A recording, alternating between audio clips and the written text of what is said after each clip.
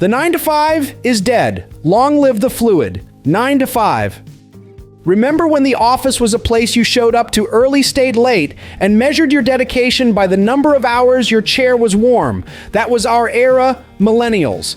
A time of ironed shirts, unspoken rules, and the quiet satisfaction of being the last one to leave. But the game has changed. Gen Z has entered the arena, and they're not just playing by different rules, they're rewriting the entire playbook. For them, productivity isn't about face time. It's about focused time, wherever that may be. The corporate world is spinning on its axis. A 2024 Microsoft Work Trend Index report reveals that 75% of leaders see Gen Z fundamentally reshaping workplace culture, yet a staggering 60% of those same leaders feel unprepared to adapt. This isn't just a generational shift, it's a full-scale operating system upgrade. Gen Z isn't just doing work, they're redefining the very concept of it. Today, we're pulling back the curtain on 6 seismic habits Gen Z is bringing to the office, and more importantly, giving you the playbook to adapt, innovate, and build a workplace that's more productive and human for everyone. Ready to upgrade your workplace mindset? Hit that subscribe button for GENSHIFT. You won't want to miss these survival guides.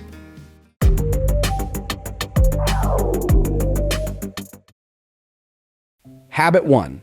The mental health mandate. The most profound shift Gen Z is championing is the unapologetic prioritization of mental health. Where previous generations were taught to power through, Gen Z treats mental well-being as a key performance indicator. A near-universal 92% of recent graduates expect to discuss mental wellness at work, and a striking 61% would leave their job for one with better mental health benefits. This isn't about being fragile. It's a strategic response to being the most stressed generation to enter the workforce. Gallup shows only 15% of 18 to 26-year-olds rate their mental health as excellent, a dramatic fall from over 50% a decade prior. Raised amidst social media pressure, economic instability, and global crises, they see a direct link between a toxic work environment and poor performance. A 2024 Mental Health America report found 63% of Gen Z employees don't feel confident expressing their opinions at work, a clear sign of low psychological safety that they refuse to accept. Picture this: a millennial manager, Dave, facing a tight deadline, tells his Gen Z team member, Chloe, they'll need to burn the midnight oil. Chloe calmly responds, I understand the urgency, but to avoid burnout and deliver my best work, I need to protect my well-being. I'll log off at 6 p.m. to recharge, and will come in fresh tomorrow to tackle this effectively. Dave is left momentarily stunned, caught between admiration for her boundaries and utter confusion at the rejection of hustle culture. This isn't laziness, it's a calculated strategy for sustainable performance. The adaptation playbook, from reaction to proaction. Adapting isn't just about offering a wellness app, it's about fundamentally changing the culture. First, leadership must model healthy behavior. If the policy is no after-hours emails, executives must be the first to log off. Second, train your managers. With managers accounting for 70% of the variance in team engagement, they are the front line of cultural change. Equip them to be resource connectors who can spot distress and guide employees to help, not to act as therapists. Finally, make resources frictionless. Use QR codes, Slack nudges, and app-based tools that make help just a few taps away. Habit 2, the dress code deconstruction. Gen Z is deconstructing the corporate dress code, operating on a simple premise. Competence isn't measured in thread count. According to a 2023 Gallup poll, a mere 3% of U.S. workers now wear business professional attire, a steep drop from 7% in 2019. This isn't just about being sloppy. It's a deep-seated belief that comfort enhances productivity and that personal style is a valid form of self-expression. This trend is driven by the pandemic's normalization of comfort and a generational focus on authenticity. But it's a contradictory spectrum. On one end is comfort-driven athleisure blazers over joggers. On the other are two fascinating countertrends. The office siren look reclaims power dressing with a bold 90s-inspired edge, challenging conservative norms. In a surprising twist, the work uniform sees some Gen Zers adopting formulaic outfits influenced by figures like Steve Jobs. This isn't a lack of style. It's a strategic response to decision fatigue and economic anxiety, a way to project reliability in a volatile job market. Imagine a millennial manager, Sarah, trying to decipher the dress code. On Monday, her team member, Leo, is in a hoodie and joggers. On Tuesday, Mia arrives in a sharp office siren blazer. On Wednesday, Leo is back in a nearly identical black t-shirt and jeans combo, his self-styled work uniform. Sarah is left wondering, is our culture casual power dressing or minimalist survivalism? Do I need a dress code policy or a cultural anthropologist? This reveals that Gen Z's fashion choices are not just about personal taste, but are often a barometer of their psychological state, reflecting either a desire for authentic expression or a need for stability. The Adaptation Playbook: Crafting a Modern Dress Code. The most effective modern dress code isn't a list of forbidden items, it's a set of clear, inclusive principles. First, involve your employees in the discussion to create a policy that reflects their needs. Second, focus on principles, not prescriptions. Adopt a dress for your day philosophy. If an employee has a major client meeting, they should dress for the client. If they have a day of deep focus coding, they should dress for comfort. Finally, ensure the policy is gender neutral and inclusive, avoiding outdated norms and accommodating religious or cultural attire. Habit 3. The language of the internet. In a world dominated by Slack and Teams, Gen Z has introduced a rich visual vernacular of emojis and memes. This isn't a degradation of professional language. It's a necessary evolution to inject emotion and tone back into sterile text-based interactions. A recent Atlassian survey found that a massive 88% of Gen Z employees find emojis useful at work. For them, these visuals are digital body language, a crucial set of non-verbal cues. This new language has benefits. Emojis can make senders seem more likable 78% and credible 63%.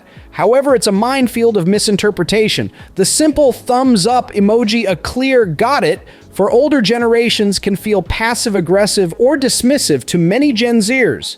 This language gap has real consequences. Atlassian found Gen Z is 4 times as likely as Gen X to face unclear communication daily, with nearly half, 48%, wasting time interpreting messages.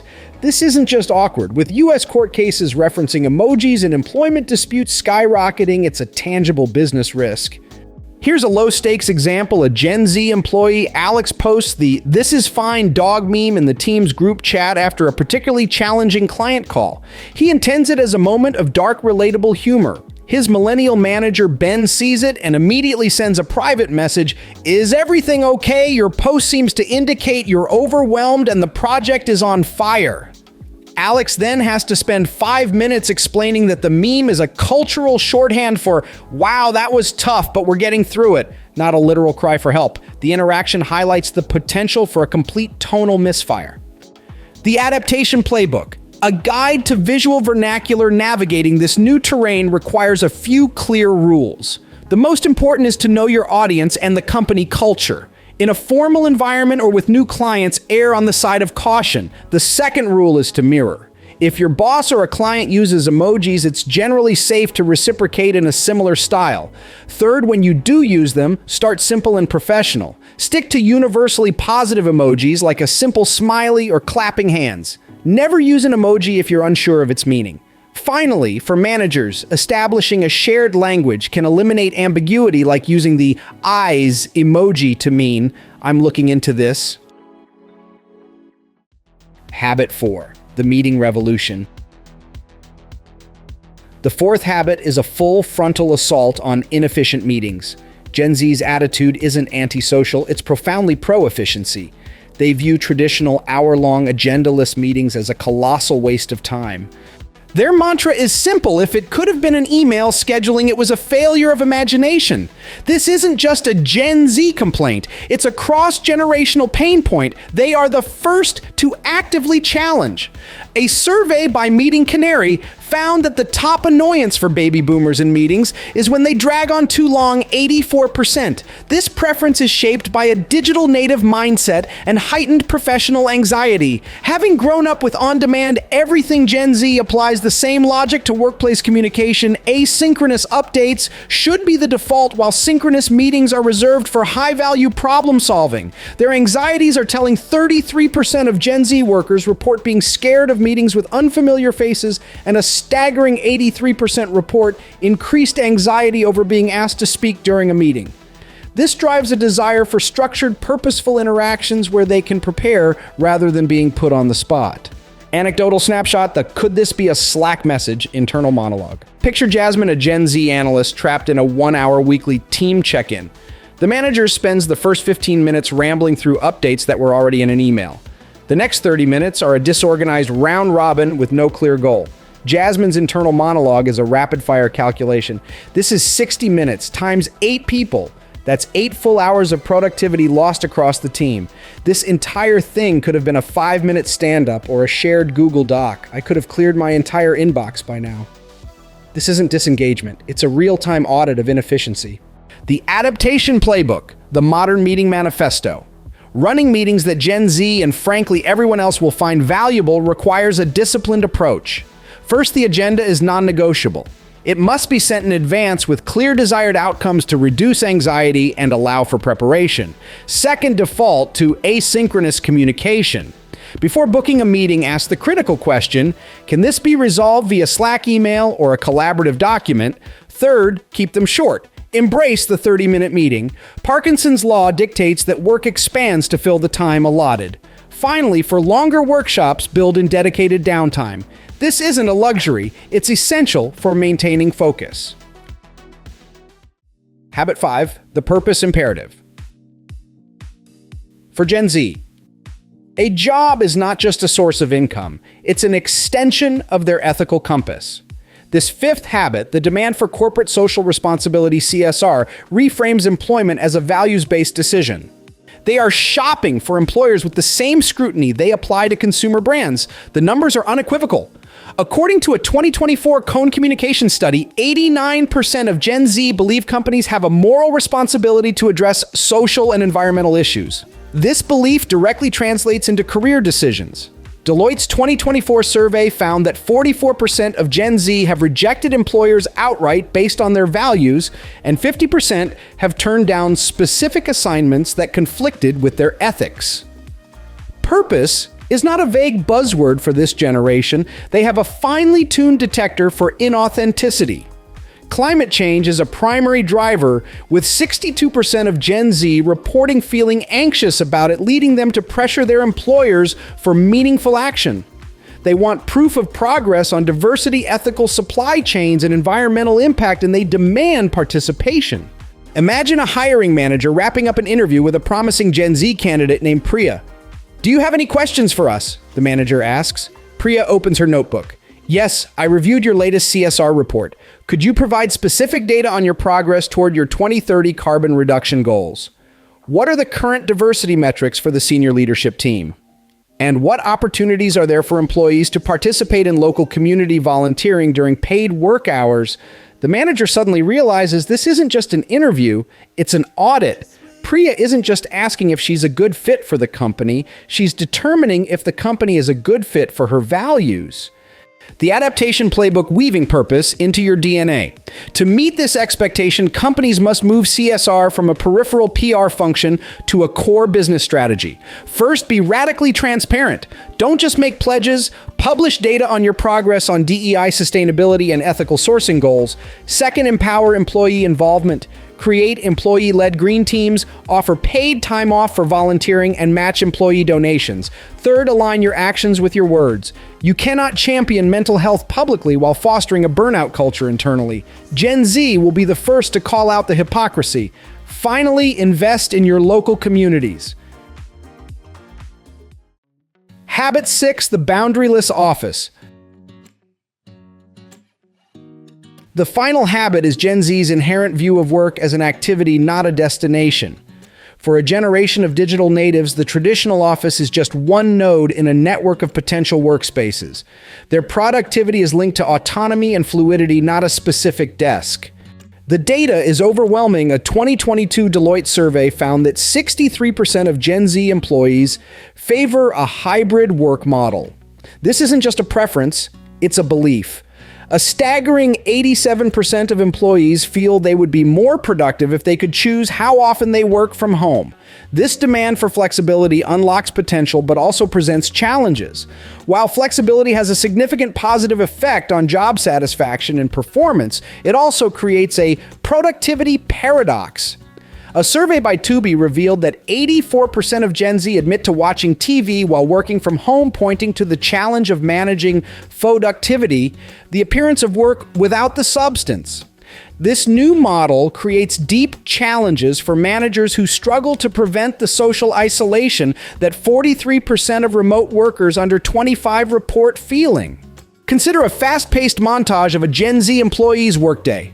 At 9 a.m., Sam is on a team video call from his kitchen table. By 11 a.m., he's at a bustling coffee shop deep in a spreadsheet. At 1 p.m., he's back home eating lunch while watching a YouTube tutorial related to a work problem. At 4 p.m., he takes a walking meeting call in a nearby park. The scene ends with him submitting his completed project at 4:59 p.m., perfectly on schedule. To a manager accustomed to seeing heads down in cubicles, it looks like chaos. To Sam, it's an optimized, productive Tuesday. The adaptation playbook: managing the modern workforce. Leading a flexible, high-performing team requires a paradigm shift. First, manage outcomes, not hours. Set clear goals and metrics, then trust your team to deliver. Second, establish clear expectations. Flexibility requires more structure, not less. Define core collaboration hours, set communication response time standards, and be explicit about the purpose of in-office days. Third, be intentional about connection. In a hybrid world, social bonds don't form by accident. Schedule regular one-on-ones and create virtual water cooler channels. Finally, invest in the right technology, and most importantly, train your managers to lead remote teams effectively. Conclusion: an upgrade, not a disruption. The workplace is in a constant state of evolution, and Gen Z is its most powerful catalyst. From prioritizing mental health as a strategic imperative to demanding purpose from their employers and redefining the physical boundaries of the office, these 6 habits are not isolated trends. They are interconnected facets of a single powerful movement: the profound humanization of work.